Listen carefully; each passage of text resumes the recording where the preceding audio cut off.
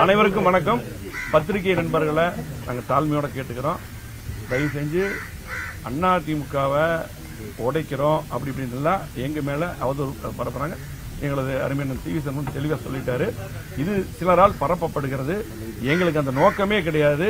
புரட்சித் தலைவர் எம்ஜிஆர் அவர்கள் ஆரம்பித்த கட்சி. இப்ப நானும் டிவி சண்முகம், தங்கமணி, விஜய் நாங்கெல்லாம் ஆரம்பத்தில் கட்சி ஆரம்பிச்ச போது எங்களுடைய தந்தை அந்த கட்சி தோங்கணும்.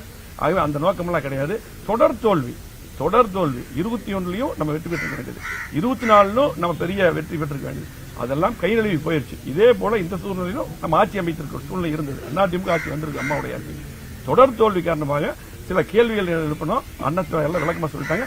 ஆகவே அதிமுக எப்பொழுதும் உடையாது. அதுக்கு நாங்க காரணமா இருக்க மாட்டோம். அண்ணா சொன்ன மாதிரி ஒரு ஆரோக்கியமா இப்ப பொதுக்குழு கூட்டி பொதுச் செயலாளர்கள் கண்டிப்பா ஒரு ஆரோக்கியமா அது முடிவெடுத்து கட்சி கட்டுக்கோப்பா போகணும். ஆகவே அதுக்கு அவரும் இறங்கி பண்ணணும். நன்றி.